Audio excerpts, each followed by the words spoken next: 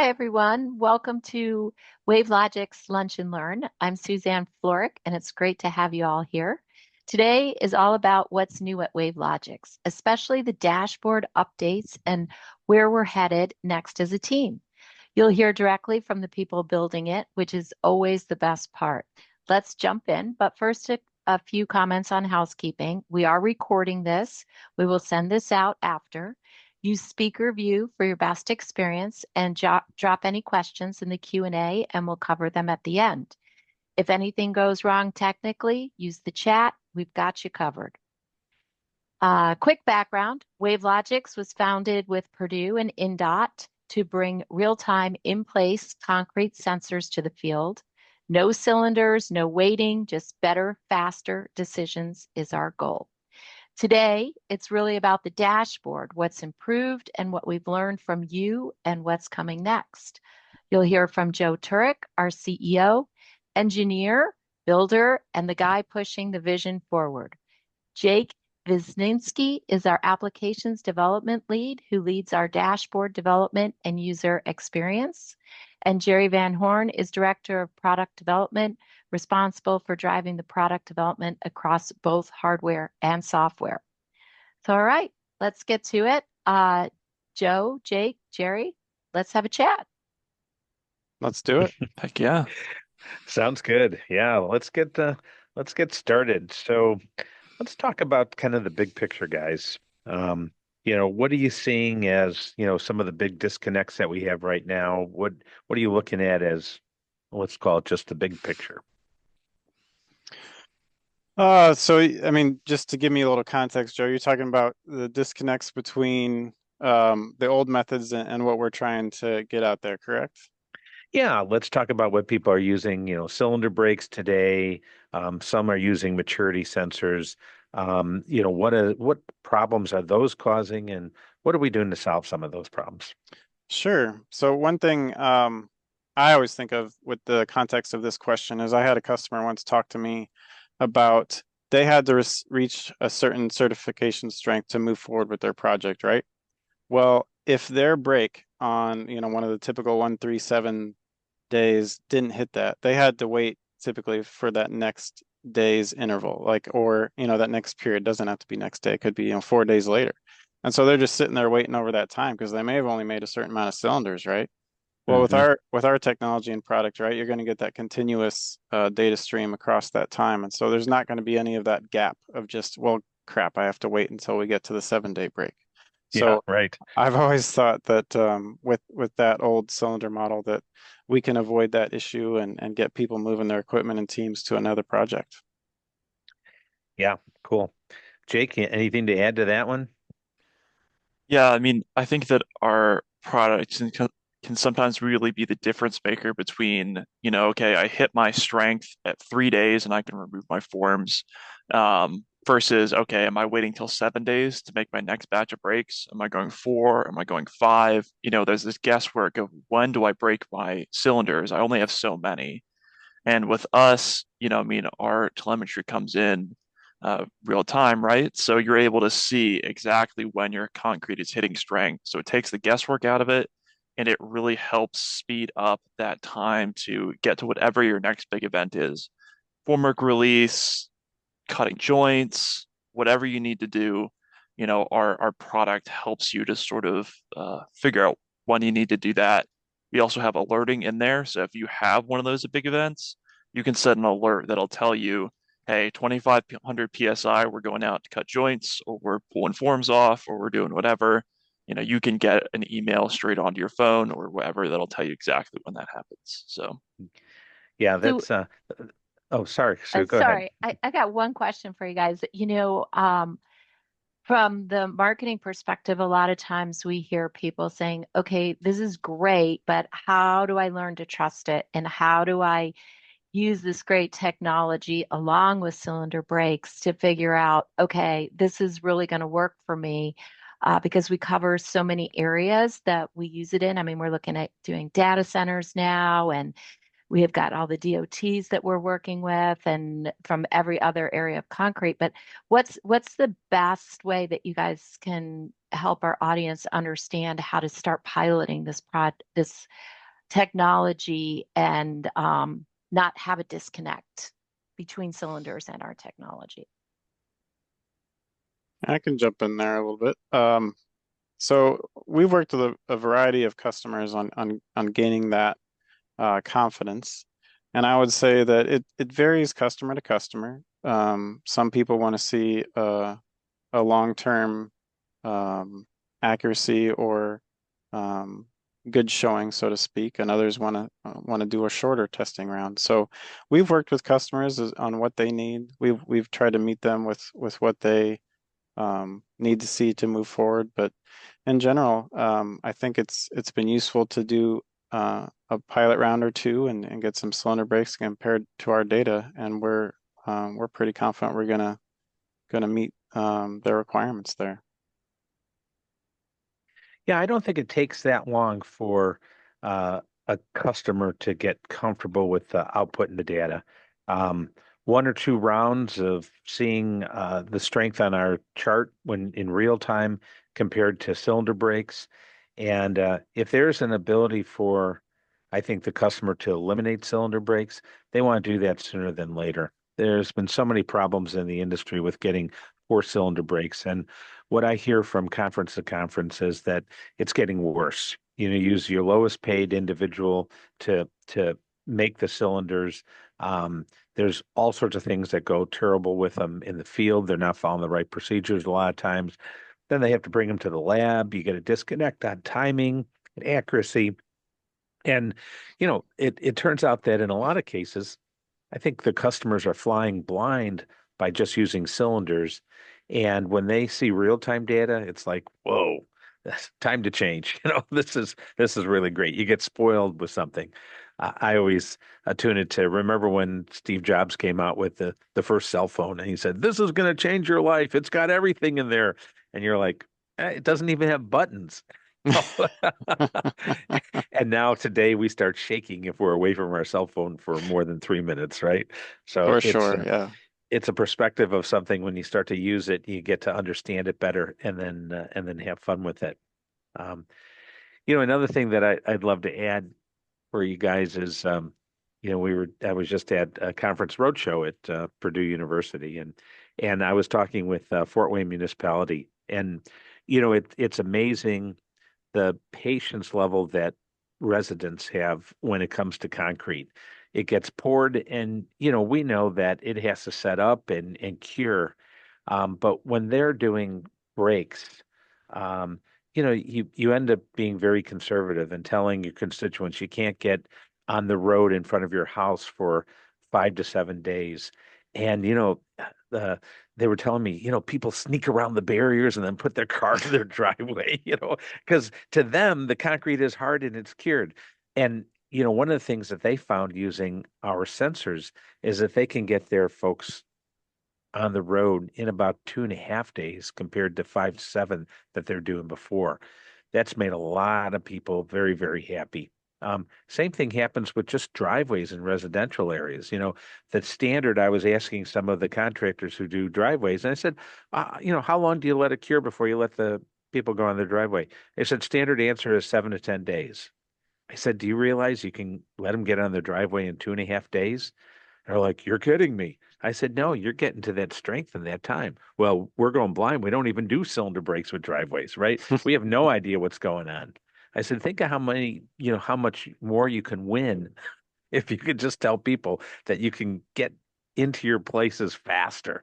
He goes, that's a great idea. So, yeah, so I think those are some of the newer things that are coming out that when people start using real-time data, they get a feel for it. It's hard to go back to static measurements, right? Yeah, that's a great point. Everybody loves to see data, right? Yeah, Yeah, exactly. and you two are the kings of data on the dashboard. So let's talk a little bit more about that. I'm all for it. Yeah, Good. so what's going on with the dashboard? What are some of the new features that you have? Obviously, the core feature is that we show strength and temperature in real time, right? But how are things have advanced over the last year or two? Would you like to jump in there, Jake, or you want me to start out there? Sure, I can start off. Man, last 2 years we've come a very long way. In the past 2 years, from building out the V2 system to now pushing out all these new features. I think the one I think is the most in fact impactful and the one that I like the most is the multi-sensor plot that's Mm. on our Oh port yeah. page, and you can see all of the sensors from your project tracking in one spot. You're able to apply your cylinder brakes on there if you're doing those trials and you want to see how are all my sensors comparing to these cylinder brakes at whatever given time. And one thing also that I really like that we added is the expected mix strength. And what this is it comes from your ready mix supplier, and it's what they expect. Hey, we think that this mix should hit 2000 at 3 days, 4000 at seven, whatever. Whatever your curve looks like, and we're able to put that onto your plot so you can see not just how your sensors are comparing to each other, not just how they're comparing to your cylinder brakes, not just the certification strength, but what is this looking like in terms of how is my mix developing over time versus what's expected. And the hope is that that will help people over time identify, you know, maybe is this the right mix? If we're getting above or below, and sort of drive that calibration, and also to see if, oh, if we're expecting 5,000 and we're hitting 3,000, do we have a problem? Is there something that we need to go out and address? So I think that we've added a lot of stuff, weather data. We added flexural display on this plot as well, external users, so some great stuff. But I think multi-sensor plot takes the cake for me. Yeah, I'd like to continue that discussion a little bit. Would you mind, Joe, if I showed a little bit of that? Would that No, be all go right? ahead. You can All share the right. screen. Yeah, be my Yeah. guest. I may have to have you Okay, I will stop remove that. sharing and you go ahead and share away. All right, thank you. All right, so building on what Jake said, hopefully you all can see the screen. We can.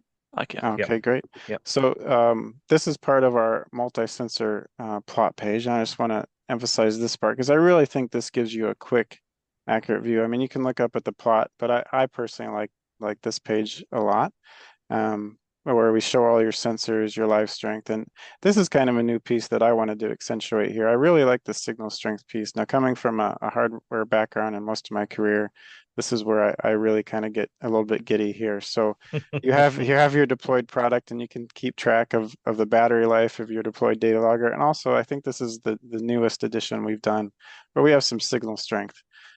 Generally speaking, we don't have any problem with this, but every once in a while, if we get into some big deep warehouses or something like that where you're internal, this can kind of give you a little indication of if you might need to work with us to find a good way to get your signals through. But like I said, 9 times out of 10, we don't have any issue. But I think this is a really good thing to look at. If you're in a poor signal strength area, you can kind of manage and say, okay, I might need to come out and visit the site and see if we can adjust things a little bit. But overall, we've seen very good performance here, and I'm really looking Yeah, forward to seeing how that's the huge, customers Gerry. go for it. Yeah, remember we had the issue with JPC who was using our sensors and they were inside their factory that was basically a Faraday cage, meaning there was so much concrete and metal that no signals got in and out. They never had self-service, and the owner was telling me, "Yeah, I can never get a hold of my guys because they can't get their cell calls inside the factory." And we installed a repeater for them that Hmm. took the external signal into inside the building, and then our data loggers were able to connect up to the cellular infrastructure, and Absolutely. their cell phones started working. They could communicate inside and out, so it was kind of funny on both parts. Um, the other thing that I really love that you guys added was really the battery life. Nothing is more frustrating than having your product that has a battery out in the field and then finding out that you're going to run out of juice and it's like, oh my God, I got to get out there Yeah. and unplug it and replug it in and swap it out and charge it. Now we've also come up with some solutions of battery extenders that we can extend it up to 28 days and up to 56 days with various add-ons Oh, for for sure. folks that really want to leave their data loggers out in the field for an extended period of time. But it's always nice visually to see that. That's pretty cool.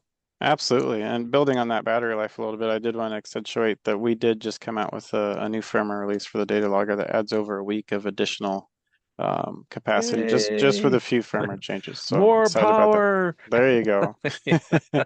Well, I'll quickly scroll down and show the weather feature that Jake was talking about, and then we can kind of proceed. But I really am kind of excited to see how customers use this as well. I'm really excited for them to use our estimated evaporation rate here to make some decisions. Obviously, evaporation rate can a bad one can lead to some surface cracks. So hopefully, this can educate some customers if they need to do some actions of covering or spraying some additional support against the evaporation rate. So Yeah. this will give a nice little picture, and hopefully we'll get some good feedback from it this pouring Yeah. season. That's fantastic. I was just at the conference last week for Illinois Ready Mix had a conference on 1L cement. And of course, everyone is now using 1L cement across the country. And the implementation of that had been much faster than anyone expected.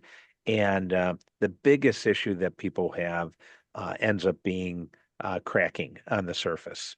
And that's happening for a couple reasons that they were basically highlighting. One of them is that the 1L requires a little bit more hydration than the normal hydration rate because they're getting starved for water, and so the surface then gets drained and starved of the water, and then you have cracking. One of the reasons for cracking or scaling or popping. And it's now becoming very, very important to know whether you should cover or protect that surface from evaporation with various products that are on the market. So having someone be able to calculate the evaporation rate for them, really, really important and For helpful sure. as a Yeah. guide. And I think the number is like they talk about anything less than 0.2 is a good reason for starting to protect it. And some contractors are talking about going even higher, 0.3, and lower to start to protect it. It's expensive to cover and protect the concrete, but it's a lot more expensive when you have to replace it because your owner or customer doesn't like the cracking, right? Right. So I think this is a huge addition, and I don't think there's any other sensor company that's actually offering this type of data as well in real time. Um, Yeah. do you have a chance to show the chart, also the multi-chart that Jake was talking about? Yeah, Was that in this? let me find a good project to do that. Okay. I have some favorites here. Let me see if I can find a good one. I think this is one of our better ones here. So this is an example of it. We have this is part of our experimentation lab as we try different concretes. So what we're seeing here is that our test lab did not put a proper estimate in for their for their expected mixed concrete. But I like this one because it shows that our sensors are really kind of dialed in So the on red this one. dots are our cylinder brakes. Yes, these are our Okay. cylinder brakes, and then this is Okay. our sensor data. And the Um, sensors, the multiple sensors that you have on there. yeah, Yeah. So It, from a visualization point of view, this is what exactly Jake was talking about. So you can see how the sensors and cylinder brakes react to what your expected concrete is. Now, over time, if you're using the same concrete, you can move that line up. The customer is responsible for that black line, so they can move it up to what they have seen over time that it's going to hit. So again, having the sensors show you where you are. One thing that you want to know is if your concrete isn't coming up to expectation levels, you like to know that sooner than later. Um, you can add in cylinder brakes, but ultimately some of our customers are eliminating cylinders altogether, especially when they get comfortable with the data. You can see how well the sensors track each other, which is really kind of neat.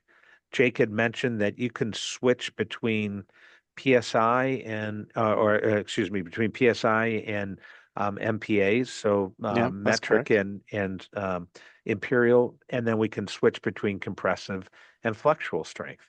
Yeah, So absolutely. it basically covered all the aspects of it.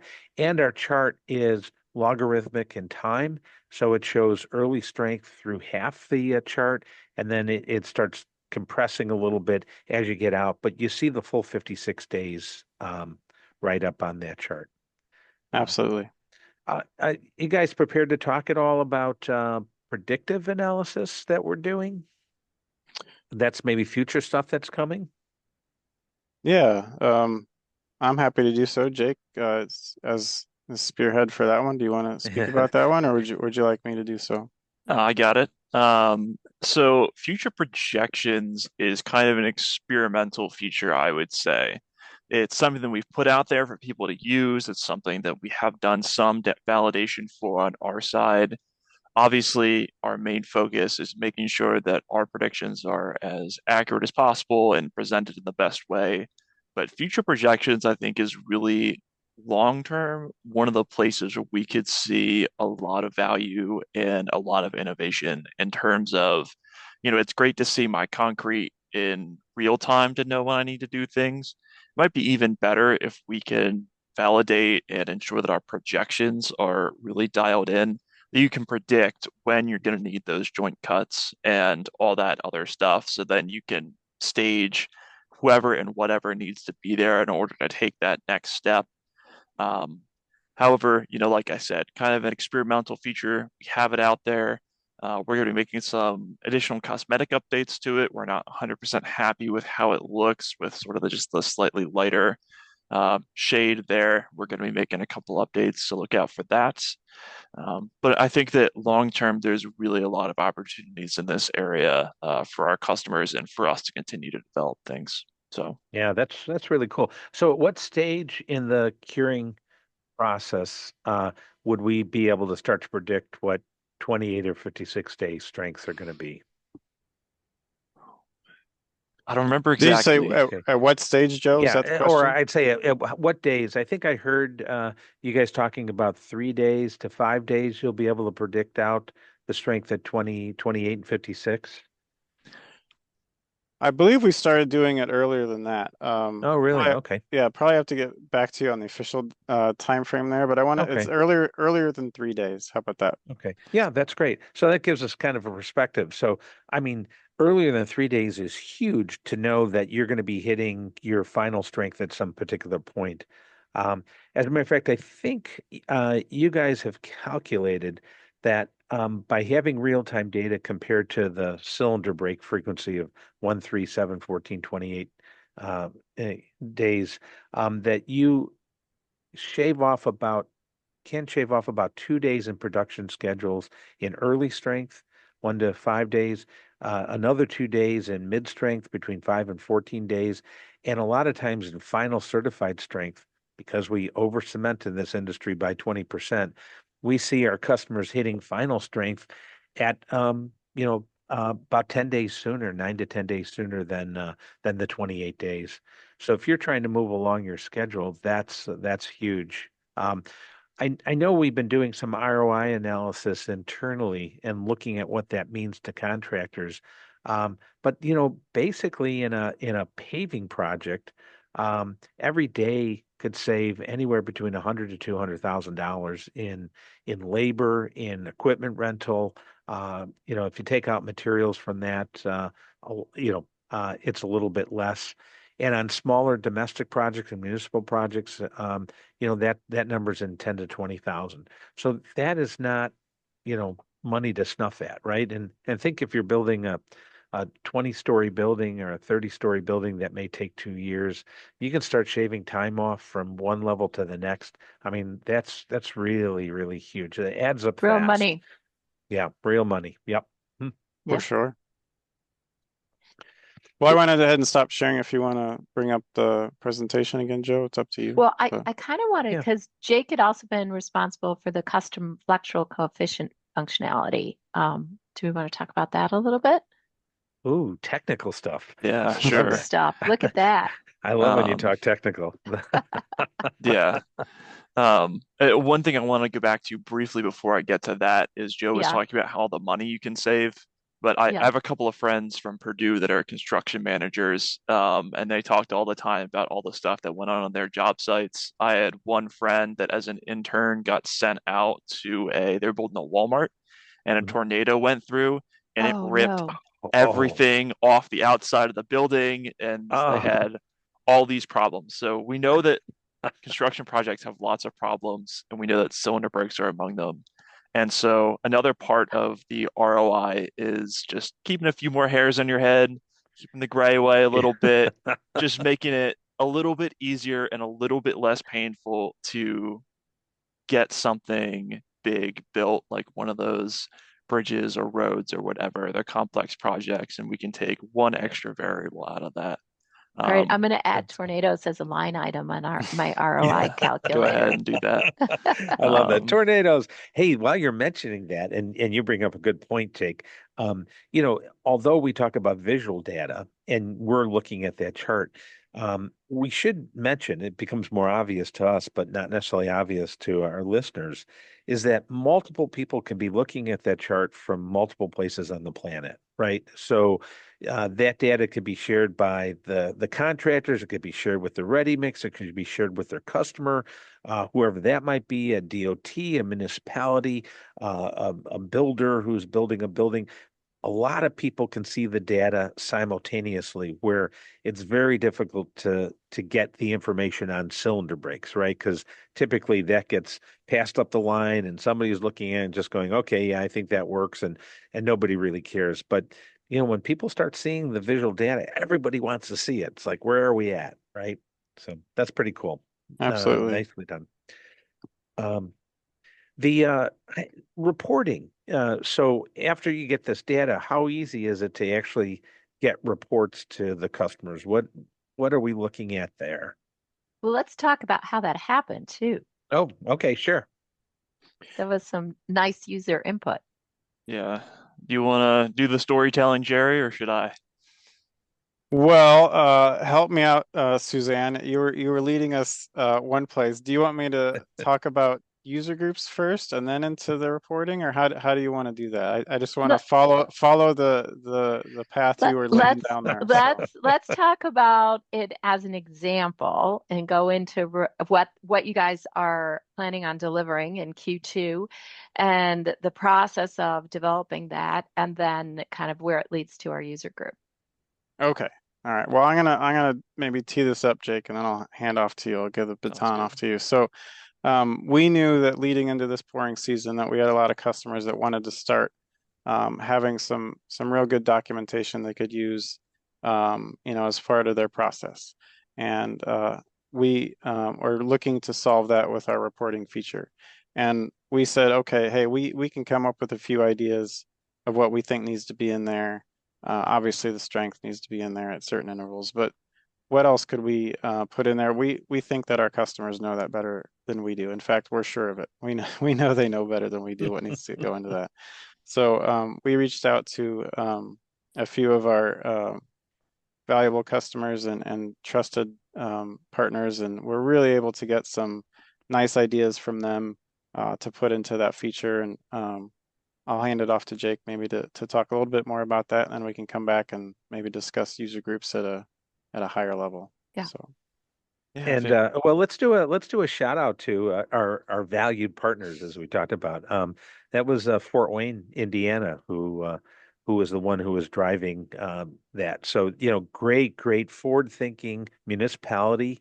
They have a wonderful director there and team, QA team that are really trying to integrate in technology. As I was speaking with the director, he said, budgets continue to get cut, money gets tighter. Even if our budget is the same, we're going backwards because of inflation. And so we have to learn how to do more with less people. And the only way that we're going to survive with that is to start to integrate in more and more technologies that we can use. And he was saying how wonderful it is that, something like our sensors that give them real-time data and eliminate the need for carrying around big beams, and the time and energy they put of having QA personnel going into the field to pour the beams, pick up the beams, bring them back, crush them in that. And now you deploy the sensors, you go back to your desk, you wait for the concrete to be poured over it, and you watch it on your screen. Huge improvement in their labor. and they're able to hire more qualified people that don't have to have the heavy lifting requirements that they had when they're dealing with concrete cylinders and beams. So I think that's a real win, and we got to really hand it to Fort Wayne being one of the real key leaders, I think, in adopting new technologies, not only ours but others in this industry. So good for For them. sure. Yeah. Yep. So sorry, as a Appreciate lead them. in, go ahead and talk about the rest of the boring stuff. I think it's exciting. I think it's Yeah, cool. Jake's done a great job with it. Yeah, no, he has. I'm kidding. Um, Also, Altunian Construction made some great suggestions to the reporting as well. So shout out Yeah. to them. Oh Yeah, they yeah, were on our okay, that's right. webinar Yeah, last We, yeah, month. yes, yeah, that's right. we Yep. have Yeah, not yeah. forgotten them. Yeah, so reporting, I think the answer, Sue, to, where it's going and, how we're making it work is we currently have CSV export. So this is very basic. You can output it in a format that can be imported into Excel. Very basic sensor data, and some, just header stuff about when the report was generated, what sensor it is, stuff like that. So this is great because you could pull that data into Excel, do your own data analysis and manipulation in a form that's comfortable for most people, and you're able to store that data if you need to. What we're coming out with now is PDF reporting. So this is shifting more from, okay, how do I pull it into my stuff to maybe generate my own report, generate my own analysis, to how can we give you an easy way to, if someone says, hey, can you show me the data right now for XYZ project, you can just click a button and just shoot them off a PDF. Here's what we got. Um, and so, like Gerry said, we had sort of some basic ideas of what we need in there, temperature, strength, a couple other pieces of data like that. But it was really Fort Wayne and Altunian that helped us dial into what they need to see, what they need for their stakeholders, what they need for their reporting. Um, and again, I'll shout out Altunian that they have a really great thing where they will take a picture of the deployment of the sensor so they can show that, yes, it's there. Someone really did deploy it. It's deployed right. That's kind of like Amazon taking a picture of your package when they put it in Yeah, front of your door. I love that Um, feature. and so, it's really about how are we building in places we can build trust into the system, like you said, with multiple people looking at the data. We want people to know that it's reliable. We want people to know that it's consistent, and we want to eliminate having three different testing companies or different stakeholders all making cylinders on the same project. We're really aiming to be that one place where you can go for this strength that everyone can look at. And so PDF reporting sort of came together over a couple of iterations of us coming up with a mock-up, showing it to our customers, and then going back and making some changes.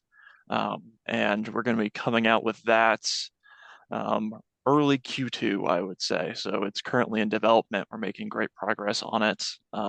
And I think that it'll be a real value add, just be able to shoot that out to whatever needs it.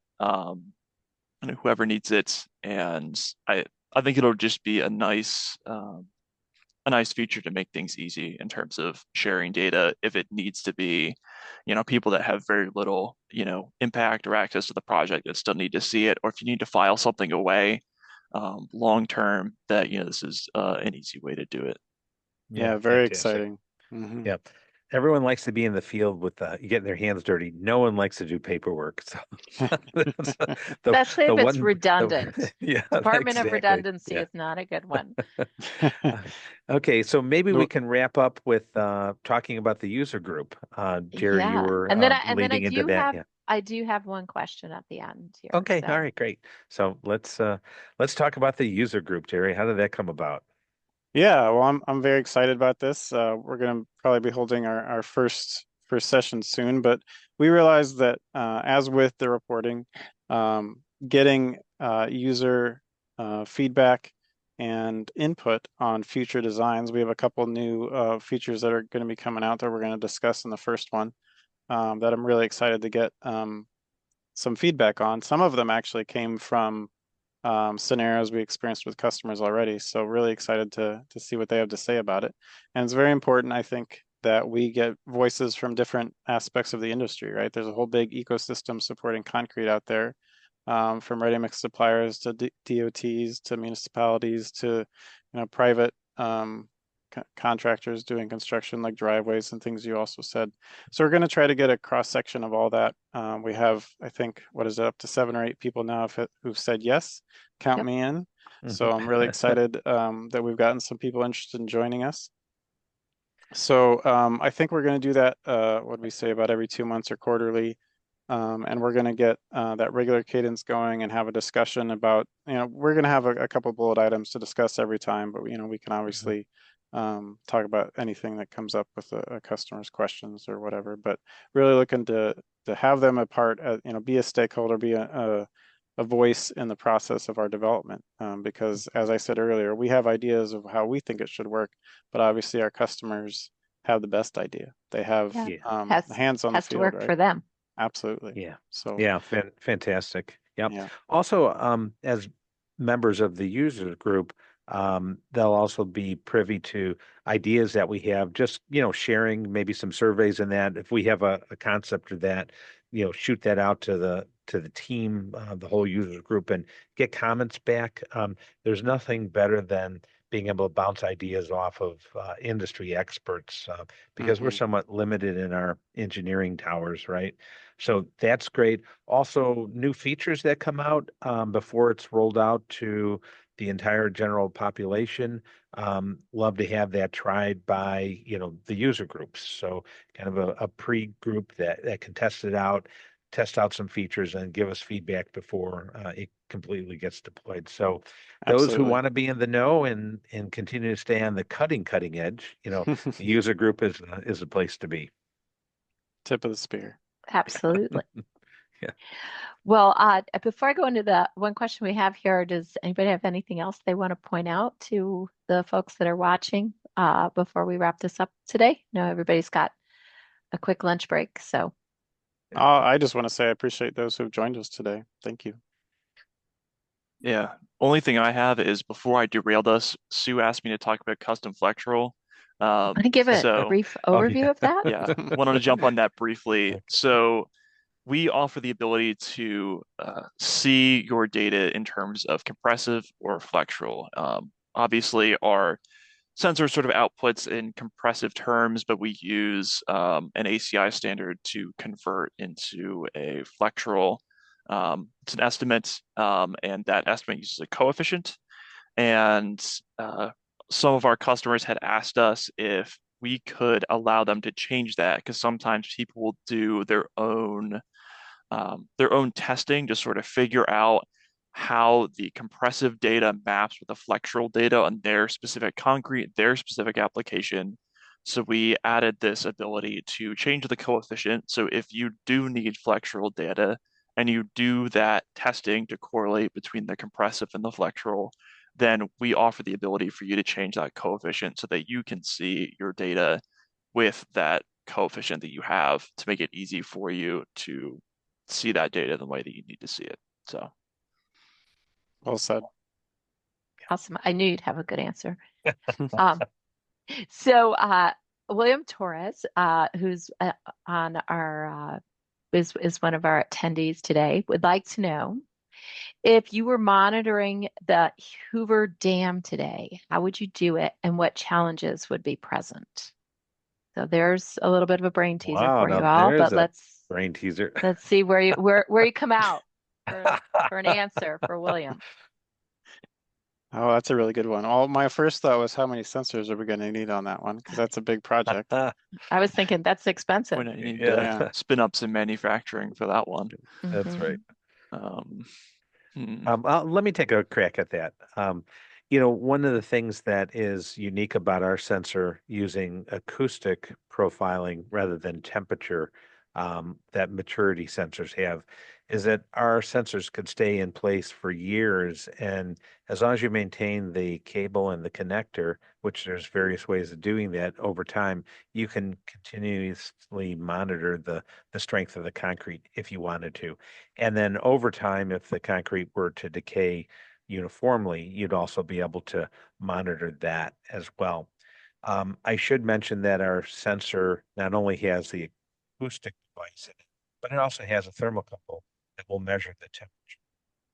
Hoover Dam is considered a mass concrete project, and sometimes temperature is more important than strength. When you're building a lot of concrete at one time, you need to know what the temperature is and actually keep the temperature down. Too much concrete could generate too much heat. And if you've ever seen a dam poured, they don't pour it as a big continuous wall. They pour it in blocks and keep them separated because the heat that's generated could affect the next block over. So it's really kind of fascinating. So with our sensors, with the Rebel sensors, you get both the benefit of temperature and you get then strength and you get long-term strength. So I think, how would we monitor today and what would we see? I would have a way of actually being able to look at each one of those sensors over time and have a mechanism for doing that. I don't have an answer for that, but where there's a will and in a way, it could be figured out, right? Sure. William, do you have the contract for us? We'd be happy to quote it. That's a fun question. It is. Yeah, that's a That was good a one. great Yeah, I love question. that. Hmm. Thanks for the brain teaser today. Well, I think that kind of wraps us up today. I just wanted to say thanks again for joining us. We really appreciate it. If you're thinking about a pilot or you want to see how Rebel fits into your projects, grab time with us. Just send us an email at sales@wavelogix.tech. We're here to help you move faster, reduce your risk, and build smarter. And thanks to everyone. We'll have another webinar in April. Thanks, Yeah, thanks everyone. for the See you time, next everyone. month. Thanks. Yeah. Yeah, take care. All right. Thanks. Bye-bye. Bye-bye.